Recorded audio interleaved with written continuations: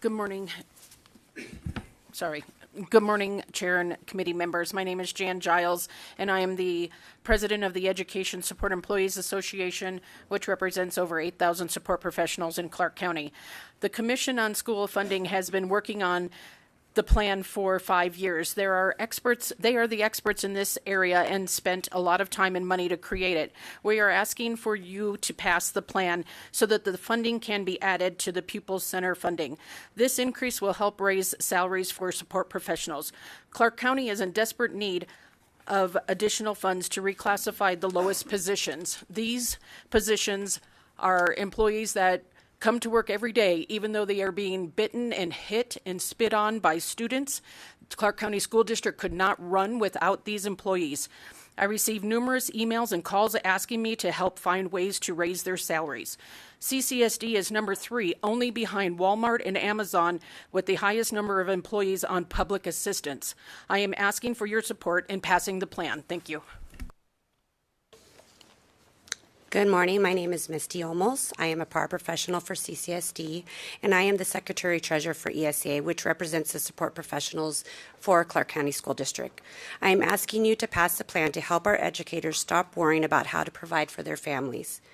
We all deserve to go to work and give our all to our students and not have to worry about paying our bills. Please pass this plan so we could all take a deep breath and breathe again. Thank you.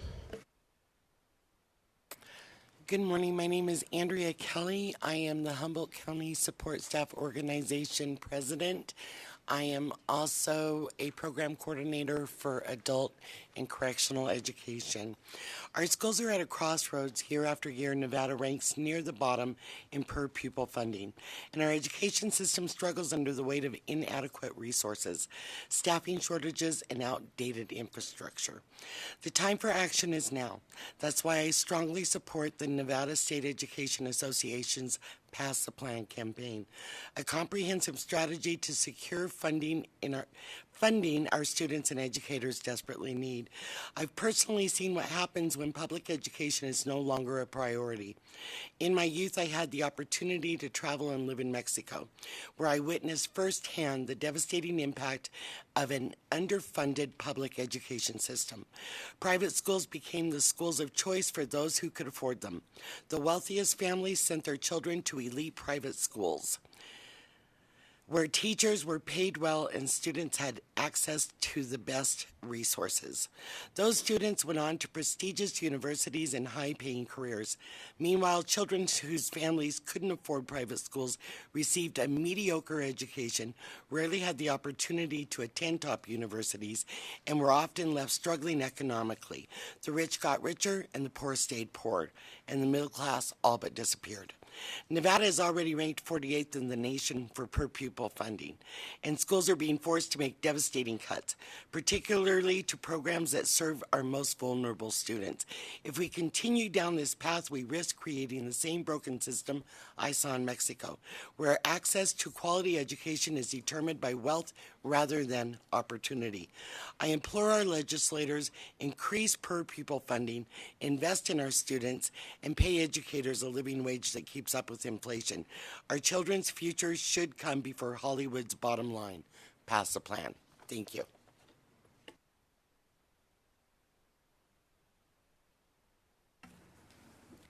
Good morning. My name is April Wycliffe. I am an SPTA with CCSD.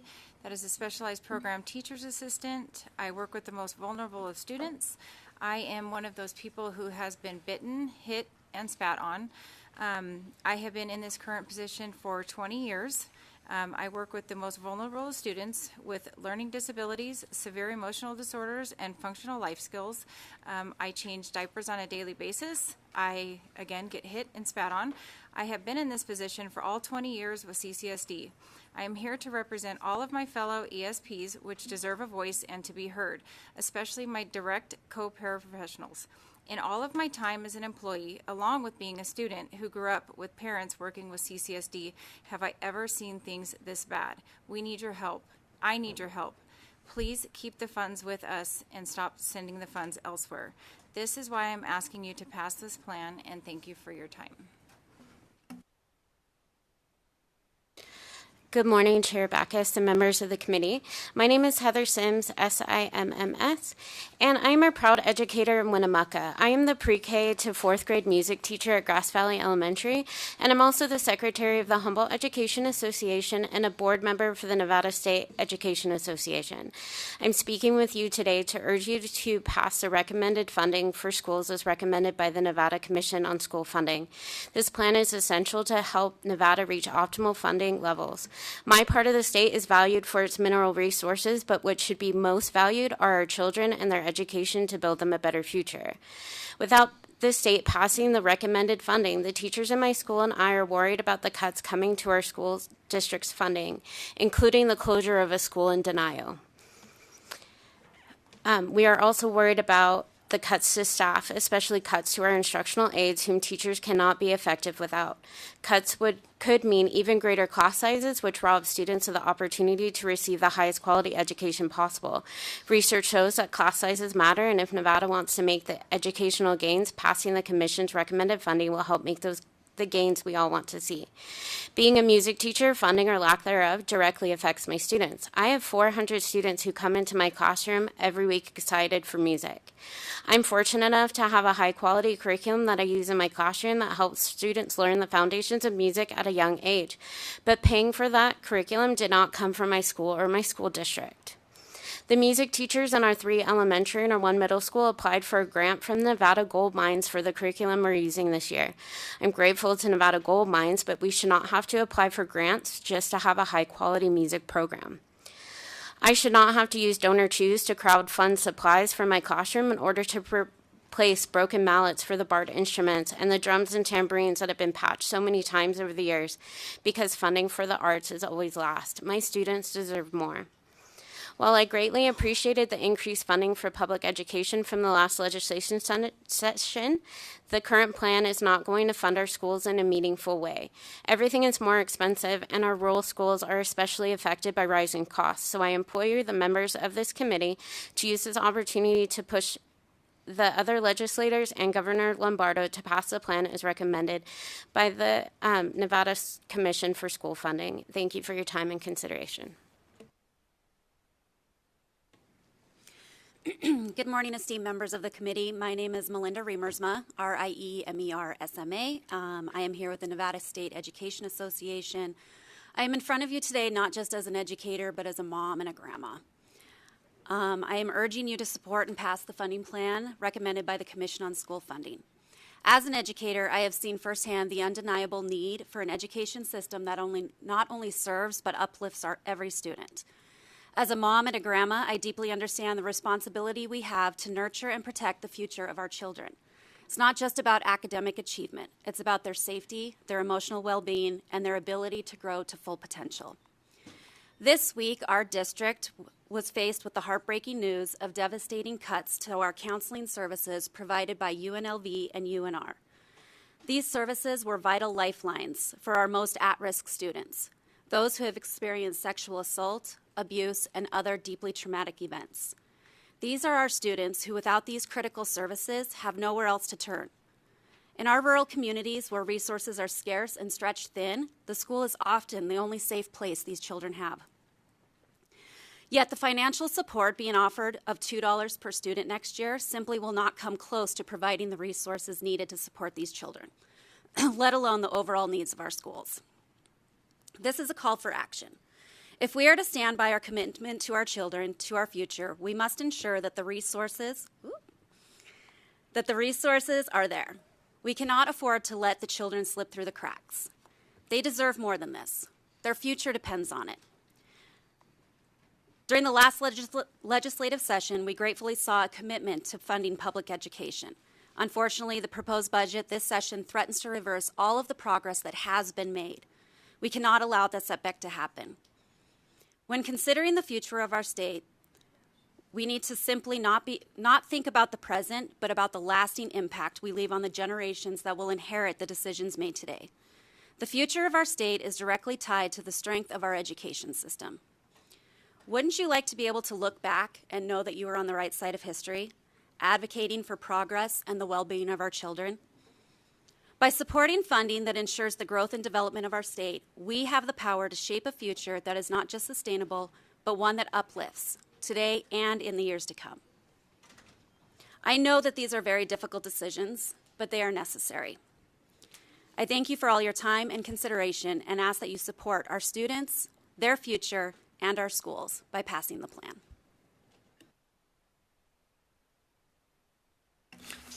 Dear Chairperson Backus and members of the committee, my name is Jeremy Heckler, and I am the teacher librarian at J.T. McWilliams Elementary School in Las Vegas, and I'm a proud member of the NEA of Southern Nevada.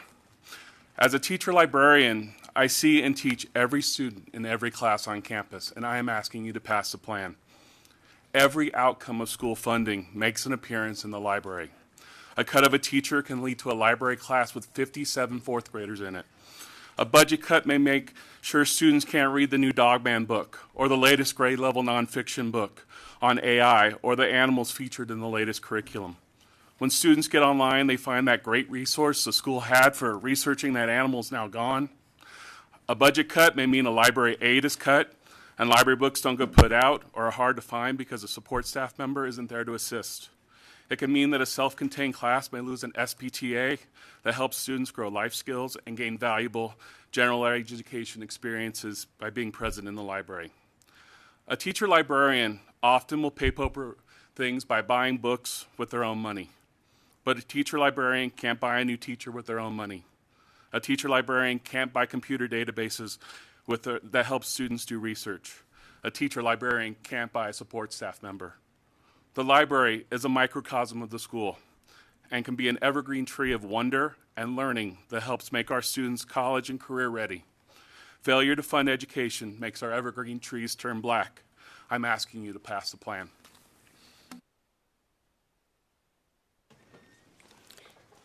Hello, my name is Tora Thomas. I am an OS2 in the SPED department at Cheyenne High School in Clark County School District. I'm asking you to pass the plan so that we can continue to do what it is that we do for our community. I work very close with the SPED department and see that our program is lacking a lot of SPTAs to make sure that the program stays successful. We have children that have a very wide range of disabilities, like autism, spectrum disorder, emotional and behavior disorder, physical disabilities. We also have nonverbal children. A lot of these children aren't even with their family members. They're in group homes. We are some of these children only family. This is why I'm asking you to pass the plan. These programs are underfunded. Thank you.